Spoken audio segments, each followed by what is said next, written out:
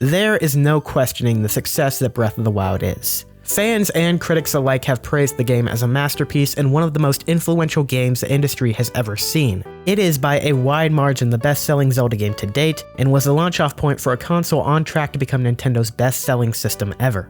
But one man that was incredibly influential to Breath of the Wild's development, and the creation of the Nintendo Switch, didn't get to see its release. Late Nintendo president Mr. Satoru Iwata. I can still remember the sadness that swept over me on July 11, 2015. When the news broke that Mr. Iwata had passed away at the age of 55. While he might have just been the CEO of one of the world's largest gaming companies to many, he was a CEO unlike any other. I can't claim to know everything about Iwata. Just like most fans, I saw him through a faraway and focused lens, but when the man wasn't staring at bananas, turning himself into a puppet, or revealing a revolution, the story behind the scenes seems to paint Iwata is not that different of a man from what he showed in his public appearances. After Iwata's passing, the outpouring of love from every corner of the gaming community showed this much. Fans, close colleagues, and even fellow developers and industry icons grieved the loss of Iwata. Iwata wasn't just a boss. To many of his colleagues, he was also a friend. It's not often you see someone with first-hand experience as a renowned programmer rise to a position like CEO. But that's exactly what Iwata did. And it's that genuine understanding and love for the work done at the company that helped him steer Nintendo through the beginning of the 21st century, unlike quite anyone else could. The DS and the Wii were two of Nintendo's biggest successes in their history, and while the Wii U wasn't the same success story and led to many struggles for the company, Iwata was also prepared to meet the consequences of its failure, taking a pay cut alongside other senior staff members to avoid laying off employees. I could go on just talking about Iwata's impressive career and how he meant so much to so many people. In fact, a whole book about Iwata was published in 2019 by Earthbound creator Shigesato Itoi's company, Hobonichi, which will finally see an English release in April of this year. But today I want to focus on how Nintendo and the Zelda team decided to honor Iwata's legacy in two of the final and most successful projects he worked on, the Nintendo Switch and The Legend of Zelda Breath of the Wild. Did you know that when the Nintendo Switch launched on March 3rd, 2017, each console came with a hidden tribute to Iwata in the system's firmware? In September 2017, it was found by data miners that a 24 kilobyte file named Flog was hiding on every Nintendo Switch. This file contained a fully playable version of Golf for the Nintendo Entertainment System, a game that just so happens to also be one of the first Mr. Iwata programmed early in his career. While the discovery of the game had been made, we still had no idea if it could actually be accessed regularly on the system. That is until more information came forward cementing the connection to Iwata.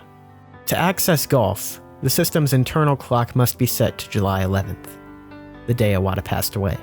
Not only this, but to load the game, the iconic direct gesture Iwata coined for the company's Nintendo Direct presentations must be done.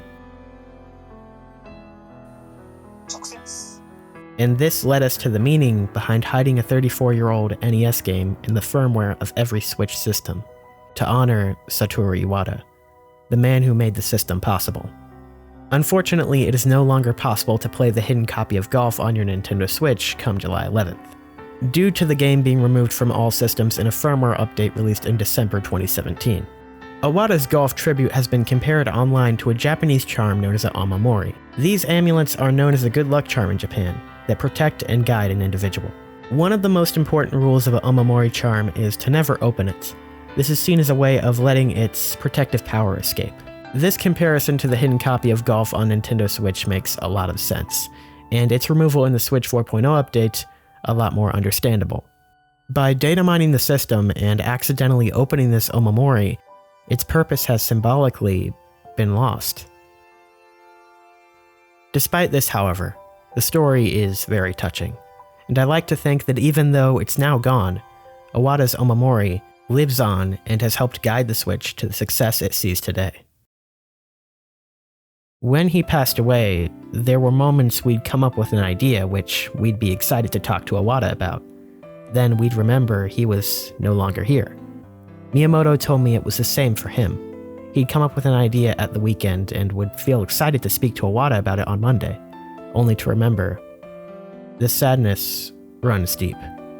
This is approaching spiritual talk, but we had the sense that he was watching over our work. That became a source of motivation, a drive for us to improve and better. These words are from Breath of the Wild's director, a game Iwata oversaw the development of behind the scenes for years, but was never able to witness the final product of the team's work. But though Iwata would not live long enough to celebrate the accomplishments of Breath of the Wild, it would celebrate his legacy, and pretty openly. Now, while no one on the dev team has outright confirmed any of what I'm about to say as a tribute to Iwata, I think the details tell us enough.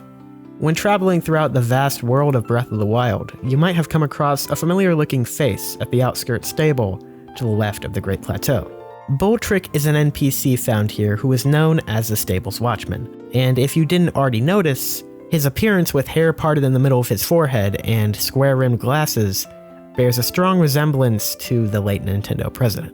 As an aside, with it recently being reported that Breath of the Wild's NPCs are made using a Mii creation system, it makes you wonder just how different Boltrick really is from Mr. Iwata's own official Mii. But anyway, let's continue. Including Mr. Iwata's likeness as an NPC in Breath of the Wild is a touching tribute to the man on its own. But the story here actually goes even deeper. Being the watchman of the stable, Boltrick can be found on Breath of the Wild's overworld map anywhere from here to here. And depending on where you talk to Boltrick on his patrol path, he'll chat you up about different things. Talk to him on his way to the plateau, he'll mention the Colosseum. Talk to him by the stable, he'll talk about the dangers of Hyrule Castle. Or talk to him at the very end of his path north of the stable, and he'll be staring off at the mystical Satori Mountain. If that name sounds familiar, that's because it is. Satori is a Japanese Buddhist word for awakening and comprehension that's derived from the word Satoru, a verb meaning to know or understand, as well as a common name among boys in Japan, such as Satoru Iwata. It's hard to think that these two details add up to nothing more than a friendly little coincidence. But there's more.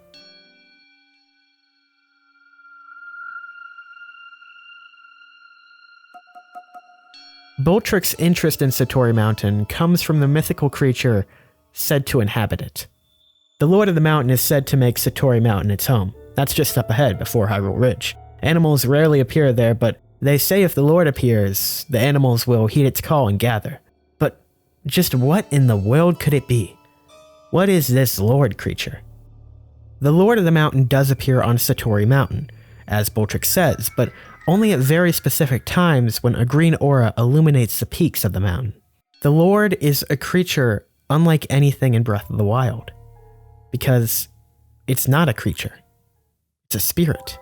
Just examining this figure and the way it phases out of reality when provoked tells you there's more going on here with the Lord of the Mountain. But it's the compendium entry you receive for taking a picture of the Lord that makes the final piece of the puzzle to the mountain, Boltrick, and this tribute appear. This noble creature watches over all the animals that make their homes in the forest. Legends say that this holy creature is a reincarnation of a sage that died on the lands it now protects. It has an acute awareness of its surroundings, so it seldom appears before people. It's sometimes known by its other name, Satori.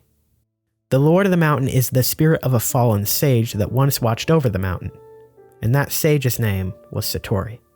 From there, it's not hard to see the metaphor.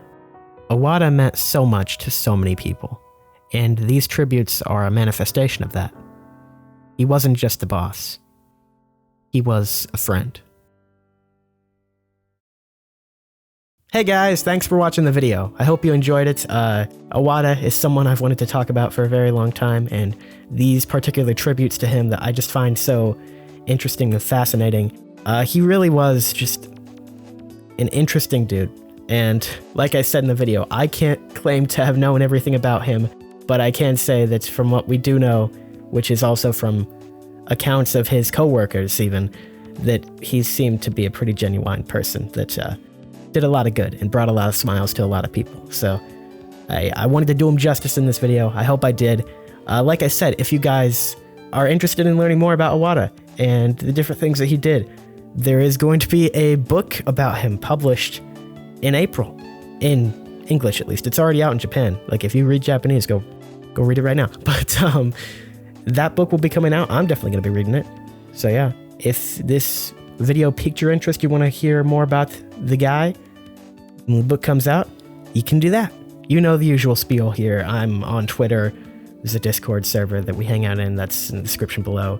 And Twitch, stream every Friday over there. So you can check out all those things in the description below the video. Follow me over there. And if you're not already following me right here on the YouTube, you can do that. We're getting pretty close to 10K. Just a little insane. But if you want to help us reach that milestone, I got some big stuff planned. I'm excited for the future. That's gonna about do it for me today, guys. Stay tuned to the channel. I have some very, very big things coming soon. And have a good day. See you guys later. Love y'all. Good day. Good day. Yes. Bye, guys.